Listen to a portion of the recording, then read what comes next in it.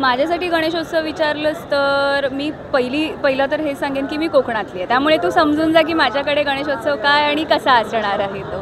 So कोकणातली असल्यामुळे दरवर्षी न चुकता गावी जाणं होतं आणि माझ्याकडे 3 वेळा बाप्पा येतो. गजराष्टविनायक या कार्यक्रमाचं निमित्त आहे आणि स्टार प्रवाहावरील मालिका आहे, त्या कलाकार जे आहेत ते सगळे आज जमलेले आहे एकत्र. माऊ, तुमची आवडती माऊ आहे माझ्या. आज आपण बोलूयात, गप्पा मारूयात प्लीज. खूप गप्पा मारूयात आज, खरंच खूप गप्पा मारूयात. पण खरंच स्टार प्रवाह मालिका आहे म्हणजे विविध मालिकांमधली कलाकार जे एकत्र येतात, तुम्ही विविध कार्यक्रम साजरे करतात, सण साजरे करतात, कसं वाटतं त्यावेळेस?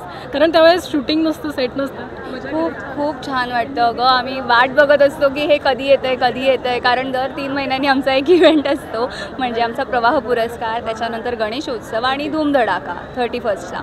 सो आम्ही असे ना दिवस मोजत असतो, हा चला हा महिना झाला, आत्ता इव्हेंट येणार आहे. सो आम्हाला खूप म्हणजे जेन्युइनली मला फार खूप जास्त एक्साइटमेंट असते.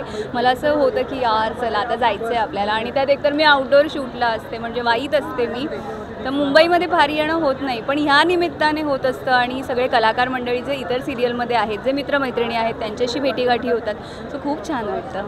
तुमच्यासाठी गणेशोत्सव काय, म्हणजे कशा पद्धतीने असतो, कुठे असतो, किंवा त्याबद्दल? माझ्यासाठी गणेशोत्सव विचारलंस तर मी पहिलं तर हे सांगेन की मी कोकणातली आहे, त्यामुळे तू समजून जा की माझ्याकडे गणेशोत्सव काय आणि कसा असणार आहे तो.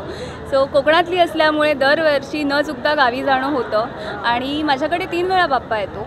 भाद्रपदात 2 वेळा म्हणजे 2 घरी, आईच्या घरी पण, म्हणजे माझी मम्मीच्या इथून पण आणि बाबांकडून पण, बाबांच्या घरी. सो आम्ही गावी जातो, तो बाप्पा विसर्जन झाला की मग आजीकडे गौर गणपती असते, आईच्या आईकडे, सो तिथे. आणि त्याच्यानंतर माघातला गणपती माझ्या स्वतःच्या घरी येतो. सो असं 3 वेळा मी बाप्पाच्या सहवासात असते, बाप्पा माझ्या घरी येत असतो. सो मला फार आवड आहे आणि मला खूप आवडतं. युजली जेव्हा विसर्जन होतं तेव्हा मला ते बघवत नाही, मी रडते.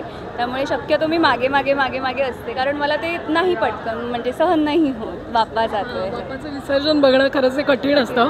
पण आजच्या माहोलबद्दल सांग, म्हणजे आज सगळे इंडो वेस्टर्न, कोणी ट्रेडिशनल मराठमोळं, तुझा लुक मला सांग, कारण तो मला आवडलेला आहे, छान कॉम्बिनेशन करून. मला ॲक्च्युली असं होतं की मला ना खूप ब्राईट कलर्स नव्हता, म्हणजे काय म्हणू मी, प्रत्येक वेळेस आपण ब्राईट कलर वेअर करतो. सो माझं असं होतं की मला माहीत नाही माझ्यावर वाईट कसा दिसेल, पण सगळ्यांकडून कॉम्प्लिमेंट मला मिळतात, सुंदर दिसतंय.